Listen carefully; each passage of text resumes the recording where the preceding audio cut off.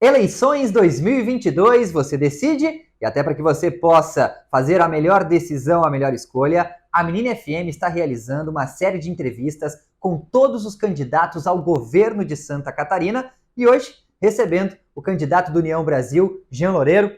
Prazer recebê-lo aqui na Rádio Menina. É uma honra estar com vocês mais uma vez e um prazer falar com todos os ouvintes da Rádio Menina. Candidato, vou explicar como é que vai funcionar essa nossa entrevista. Temos 4 perguntas. Os temas são saúde, segurança, educação e infraestrutura. O senhor vai ter 1 minuto e meio para responder cada uma dessas perguntas e mais 1 minuto para suas considerações finais. Ok. Vamos começar? Vamos lá.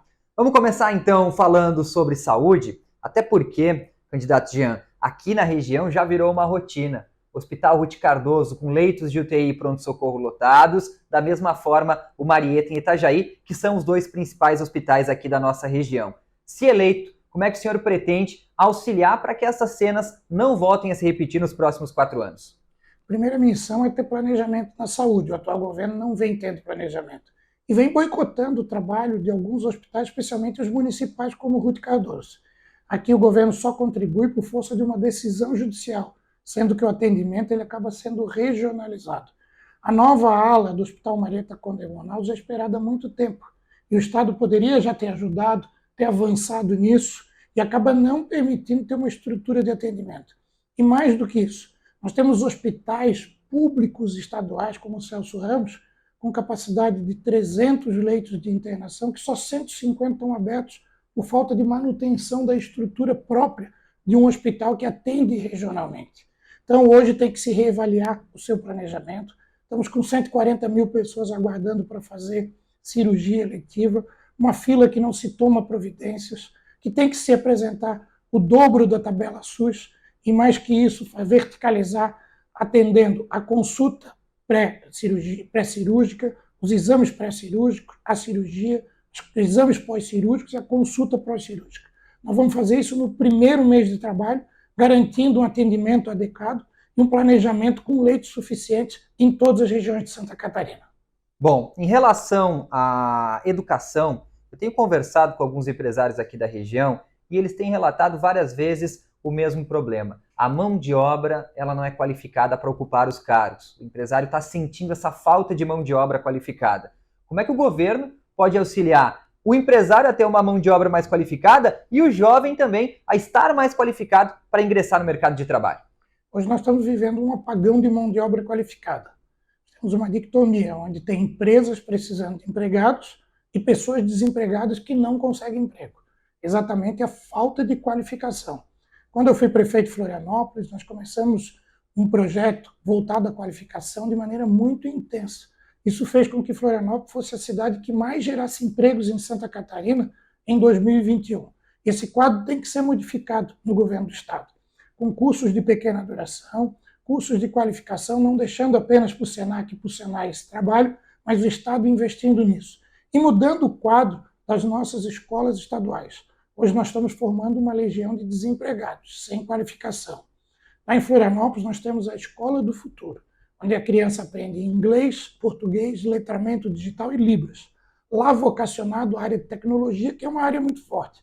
Cada região pode ter a sua estrutura e nós vamos ter as escolas do futuro do ensino médio, onde vão atuar em período integral, com ensino regular no período da manhã e no período da tarde o ensino profissionalizante, garantindo que o estudante, o jovem, quando saia do ensino médio, tenha empregabilidade e que permita que as empresas possam expandir.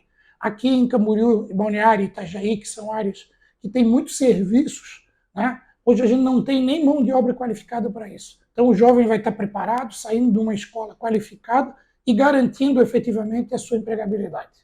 Vamos falar também sobre segurança, e uma realidade aqui da nossa região é que nós não temos, Jean, altos indicadores daqueles crimes violentos, homicídio, latrocínio, realmente os indicadores são baixos. Mas indicadores de crimes, por exemplo, como furtos, roubos, aqueles crimes considerados de menor potencial ofensivo, têm aumentado ao longo dos últimos anos, causado prejuízos e preocupando a população. Qual que é a estratégia para encarar esse problema? É muito triste ver a discrepância que existe em muitas regiões de Santa Catarina.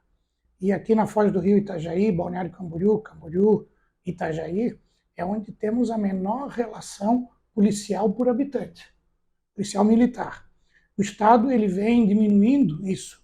Há 4 anos atrás, quando iniciou o governo Moisés, nós tínhamos mais policiais militares e civis do que temos hoje. O governo Raimundo Colombo, por exemplo, ingressou 5.500 policiais militares. Em todo o governo Moisés, apenas 1.000 policiais militares. Se aposentaram mais policiais do que ingressaram. Isso vem diminuindo e a distribuição acabou sendo injusta. Se utilizou critérios políticos, fugindo da área técnica, não permitindo que regiões como a de vocês aqui, onde tem a maior abrangência, a audiência da rádio, pudessem modificar esse quadro. Por isso, nós vamos criar mais alternativas de capacidade de ingresso dos policiais militares. Hoje, os cursos preparatórios garantem apenas 500 por semestre, isso tem que ser ampliado. A Polícia Civil precisa ampliar sua atividade. Hoje, as investigações não vêm acontecendo e, como os inquéritos não acontecem, tem o sentimento de impunidade, o criminoso pode voltar a cometer o crime que não tem problema. E esses dois fatores têm que estar aliados a bons equipamentos e tecnologia. Mas a ostensividade com o efetivo, ela é fundamental e vai ser ampliada no nosso governo. Perfeito. Bom, para a gente finalizar as nossas perguntas aqui, agora infraestrutura e a gente fala sobre trânsito.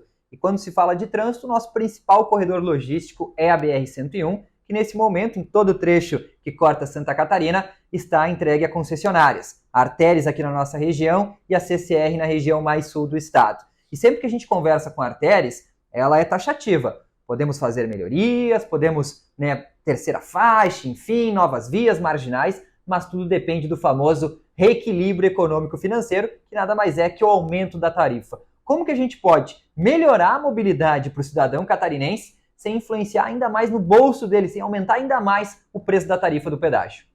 Hoje, a região de Itapema até Penha, ela virou o ponto mais crítico da BR-101. Chegou a estar pior do que a Grande Florianópolis, que sempre foi um ponto muito crítico também. É necessário ter estudos alternativos. A Associação dos Municípios da Foz do Rio Itajaí já teve um financiamento que contratou estudos alternativos, buscando ter novas vias paralelas à BR-101.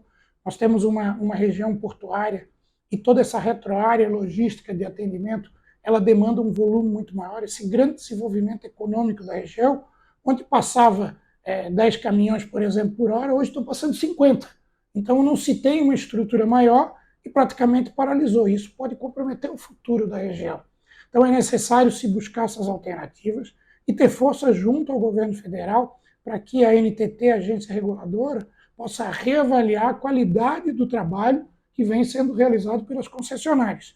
E o Estado ter a garantia que possa realizar essas vias alternativas, diminuindo o trânsito local na BR-101, garantindo, através de vias locais, que ele possa fazer esse roteiro entre Balneário Camboriú, Itajaí, e Camboriú e Itajaí também, que são os principais deslocamentos, modificando esse quadro muito caótico que tem que ser melhorado. E o governo não pode dizer que é problema do governo federal. O governador tem que estar responsável por tudo aquilo que acontece no seu estado. E é assim que nós vamos fazer. O senhor agora tem 1 minuto para suas considerações finais, para conversar com o nosso telespectador e ouvinte. Primeiro eu quero agradecer todo o período longo de pré-campanha, eu e o meu vice Heron Jordani e o nosso candidato a senador Raimundo Colombo, que tem inclusive o Labarrica, que é vereador de Balneário Camboriú, como suplente dele ao Senado. Nós tivemos competência de definir os nomes antes, discutir muito a pré-campanha, entender as demandas da região. Nós estamos numa região com um grande desenvolvimento econômico, um forte potencial, mas que precisa de uma atenção do governo do Estado. Uma atenção de maneira especial na saúde, uma atenção na infraestrutura, na capacitação de mão de obra, e nós estamos qualificados para fazer isso. Eu fiz 2.000 obras como prefeito de Florianópolis numa única cidade. Só de pavimentação asfáltica foram 300 quilômetros, dava para ir de Florianópolis a Curitiba, tudo numa única cidade. Revolucionamos a saúde e a educação. E é isso que a gente quer fazer no Estado. Por isso, se você me der uma chance, se eu puder contar com o seu voto, preciso de apenas 4 anos. Apenas 4 anos e a gente transforma Santa Catarina. Candidato, muito obrigado. Eu que agradeço a oportunidade, um grande abraço, parabéns pela cobertura.